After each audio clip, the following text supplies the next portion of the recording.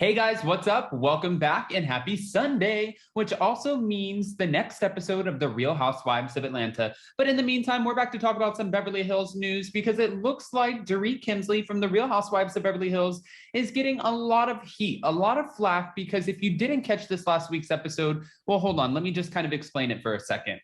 She said this, after going to Sutton Stracke's store event, she said, oh my gosh, there's press here. Why didn't Sutton tell me that there was press here? I don't want to do press after the home invasion. But she did do press right before. So we're going to talk about it. We're going to mention it all. And before we do, thank you to Reality Blurb. If you guys haven't already, go ahead, smash that like button. If you're not subscribed, get subscribed. Don't forget to hit that notification bell. And with that, let's jump right in. It's time for all your binge-worthy pop culture news. Welcome to Up and Adam. All right, guys, so it looks like Dorit Kemsley is explaining why she was so upset about Sutton Stracke having press at her store event on Wednesday's episode of The Real Housewives of Beverly Hills, which, of course, she's a housewife. This is an event. She brought in couture clothes. She's trying to maximize as much press as possible because this is a business. She flew in a French designer, and she's trying to show everybody on the block that, hey, if you want some of the most expensive clothes, you want an $18,000 piece or a $25,000 dress, you can come to Sutton Stracke store in West Hollywood, right? It makes sense. And this is interesting because she spoke to Teddi Mellencamp for Extra TV at Kyle's store event just 1 week prior. So what's the problem? After she was seen fuming over the press that was set up outside of Sutton's store, suggesting that her castmate was being selfish as she attempted to cope with her recent home invasion, Dorit took to her Instagram story, and this is where she responded to a person who pointed out that the two scenarios, well, they kind of lined up, right? But she thinks that they're quite different. Everyone talking about how Dorit was shocked about Sutton having press at her event without giving her a heads up and mentioning this previous interview is forgetting the fact that this was an interview that she knew was going to happen alongside one of her best friends, Teddi, who cares about her. And this is what the person wrote.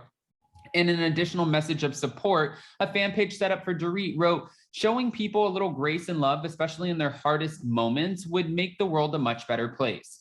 Now, I can understand that she knew that there was going to be press outside of Kyle's store, so that gave her time to prepare herself for what she was going to say about this home invasion. But at the end of the day, that should have been a little bit of prep work for her in doing any sort of press anyways. And also, at the end of the day, when there's press at a store opening or an event, you don't necessarily have to do the press. You can always just bypass the press. The press is really just to promote yourself, whatever you have going on, and to show support for whatever event that you're at. It's to show, oh, look, we have this name and these Real Housewives of Beverly Hills showing up and showing out to support Sutton. She wouldn't have to answer any home invasion questions if she didn't want to. You can always say no. Okay. I had agreed and organized an interview with Teddi Mellencamp ahead of time. There were no surprises, and that's what she said. During an interview in January, Dorit explained why she continued on with her life, including her filming responsibilities for The Real Housewives of Beverly Hills after going through this terrifying experience. And it made sense what she said and what she was talking about because she was pretty much letting everyone know that she didn't want this to take over her life. She's already going to face a few challenges along the way, trying to just go back into the world and feel at ease when she sees random people. I mean, mind you, these guys who burglarized her home, they had their faces covered. So she could be in a restaurant and sitting right next to them and not even know that it was them. One person held a gun to her. The other person threatened to take her life, was saying kill her, and her kids were in the next room. So to say that this isn't traumatic or that she shouldn't be going through the ups and downs would be absolutely preposterous, right? That makes sense. Had there been any other outcome, where my children had woken up and seen what happened, God forbid, it would have probably been different. I wouldn't have gone back into filming. They didn't know anything. So I decided, you know what? This is what I need to do.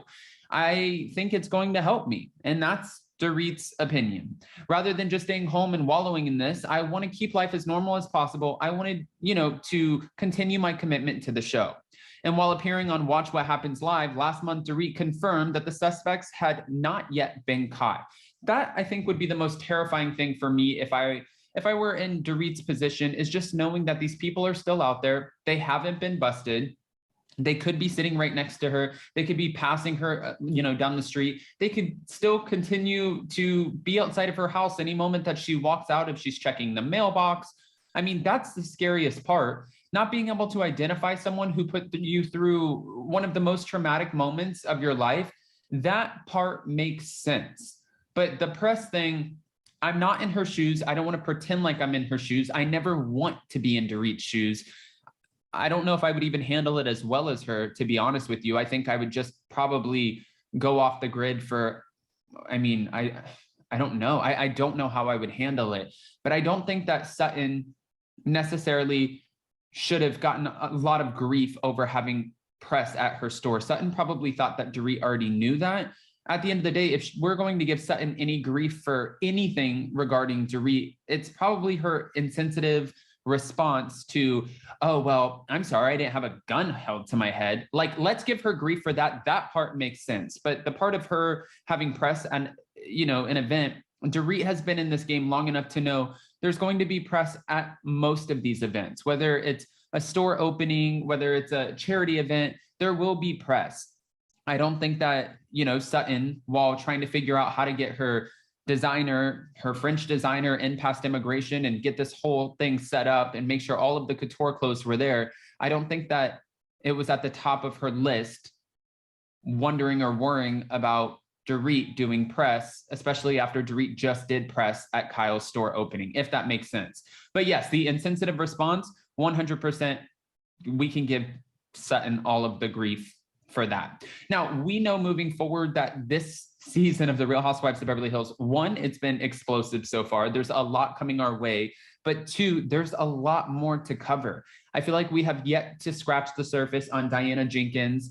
We still haven't even met Sheree Zampino. We haven't even seen Kathy Hilton yet enter into the conversation, which we know she's going to be a huge part of the conversation, especially with all of the drama swirling around Aspen. There is so much still to cover. And we haven't even seen Erica's breakdown moment with Crystal, where she's like, you think it's cool to be on the side of the victims? Let me be clear. I don't give a fuck about anybody but myself.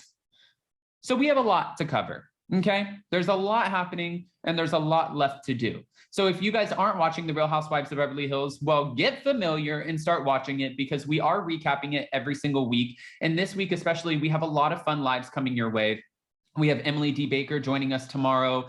We have some other surprises, but then also Real Housewives of Beverly Hills recap, most likely the Real Housewives of Atlanta recap, Real Housewives of Dubai recap, and we're also doing a hot, messy topics. So get ready for it, because there's a lot coming. I love you guys so much. If you haven't already, go ahead, smash that like button. If you're not subscribed, get subscribed. Don't forget to hit that notification bell. And with that, we'll see you next time. Bye, guys. Love you.